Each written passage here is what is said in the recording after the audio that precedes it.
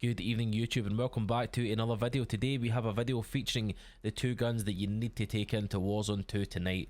With a little bit of fine tuning, these guns are absolutely frying at the moment. They've been very good in multiplayer and now we're going to take them into Warzone. If you watch here, this 140 round mag manages to take out all 6 of the enemies in the firing range and still have a little bit to spare.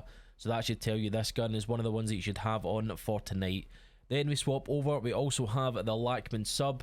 Now this gun is more for the first person, it's not really for the medium fight that you're going to be using it for, so I would stick to the first person range only, but we more keep this to the ADS and the mobility side of things instead of the actual range. So without any further ado, let's get into the loadouts and see why we picked the attachments and the fine tuning that also went into it. So first off, we have the Kastov 762AR.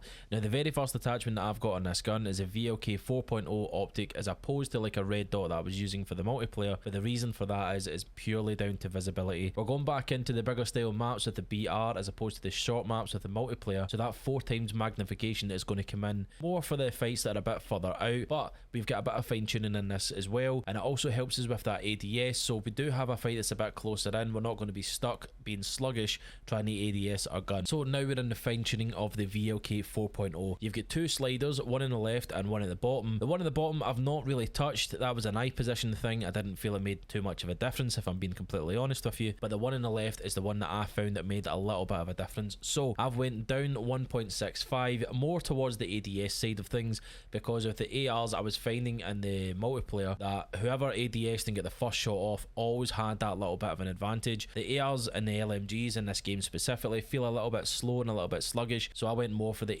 ADS side of things. We've seen in the firing range how well this gun ADS'd, and that was the fine tuning that went into that. So next we have the CAS 7 406mm barrel. If you go into this barrel, it will show you specifically what it's for. It's more to do with recoil control and the bullet velocity. However, it does penalise, you know, your movement speed, your ADS, all that sort of stuff, but these are things that within the fine tuning we can actually claw a little bit back.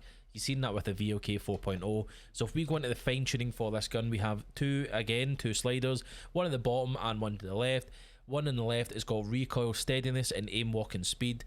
I've penalised the aim walking speed quite significantly in this gun, mainly just because I was finding the recoil was a little bit bouncy, so to steady it up I had to move that slider all the way up, but at the same time I've actually penalised the ADS a little bit with the barrel and I've went more in favour of the damage range.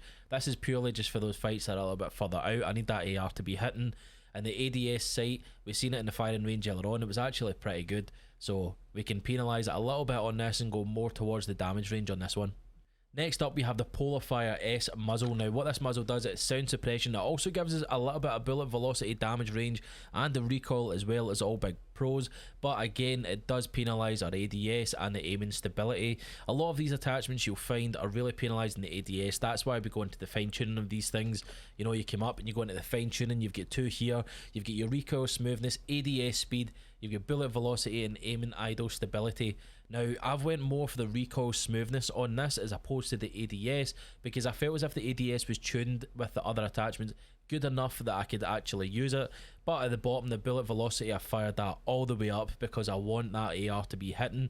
The aiming idle stability, I don't need that as much, I need more the bullet velocity for that power and the gun. So with that being said, you know, these two have been tweaked heavily towards recoil smoothness and the bullet velocity, but it's all about fine tuning the gun to get it to perform just where you want it. That's what these tweaks are all doing. Next up we have the FTAC Ripper 56. As you see when you go into this, it's about stabilisation again and your accuracy, but your ADS and your walking speed both get penalised in this one again. So when we come into the fine tuning of this one, I've actually went heavily away from the ADS speed. I could have brought that back down, but I didn't feel as if I needed it, but I felt as if the fights for a bit further out I did need that recoil stabilisation, because I was finding the gun was bouncing a lot. So when I was fighting a little bit further out, the actual visual recoil of the gun seemed to be a little bit shaky. That's why I went full up on the stabilisation and taken away from the ADS. I was finding the movement speed was a little bit slow, so I've actually went for more of the walking speed as opposed to the stability when I'm idle. All of this fine tune that's went in the gun, you've seen it earlier on.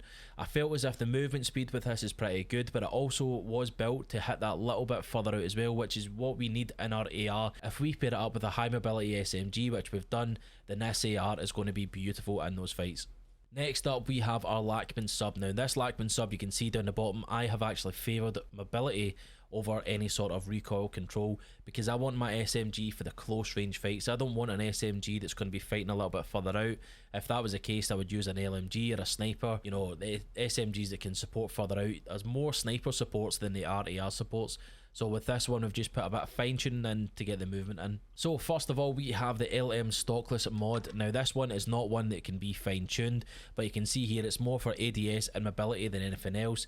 It will take away your recoil, however the mobility that you will gain from your SMG is what you need, so I would stick this one on because it's going to make that gun a little bit faster for your movement. Next up, we have the Lachmann TCG10. So this one is specifically for the recoil control. Earlier on we took a bit of the ADS and the movement speed and we improved all that, so we're trying to get a bit of that recoil control back. However, when we actually go into the fine tune of this gun, we've still took a bit towards the sprint to fire time and the ADS. So although we've took one for recoil stabilization, it's more fine tuned towards the ADS and the sprint to fire speed. We can claw some of those stats back, but the recoil control helped us a little bit to just control that gun a little bit more. Next we have the 40 round mag. I felt as if the standard magazine that came with this wasn't as good. The 40 just gave me that little bit. I do lose a small bit of mobility putting the bigger mag on.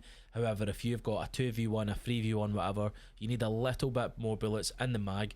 You can put a 50 round mag on, however, I felt as if you were too penalised when you were using that. The 50 seemed to really slow the gun down, as opposed to the 40, it just gives you that right amount. Next we have the Lock Grip Precision 40. Now if you go into the description of this, it will actually tell you this is all to do with recoil and accuracy as opposed to your ADS and your movement, and it actually penalises your ADS. But this is where we can go into the fine tuning again. The fine tuning for this is actually pretty good because you can still claw back points for your ADS and also your hip fire control, but you can still use that underbarrel to claw some of the recoil control back. I know we don't use this gun a little bit further out, but you don't want an SMG that's visually going to bounce all over the place, because if it visually bounces, it's going to put you off and it's going to put your accuracy off. So that's why we more put this on to control the recoil and take the visual out of it a bit more, but we also fine tune it to still get the movement in it. Next we have the X10 Razor Comp. Now this is the last one that I've put on the gun. It's on the muzzle, and this is actually all to do with the recoil, because this will help control horizontal and vertical recoil control. It does penalise our ADS again, but as we've always said, the fine tuning when you go into this gun, you can actually go back to your ADS and your gun kick. The gun kick is actually a very good one, because the gun kick is the big visual recoil one. As soon as you shoot your gun, it's going to shoot up.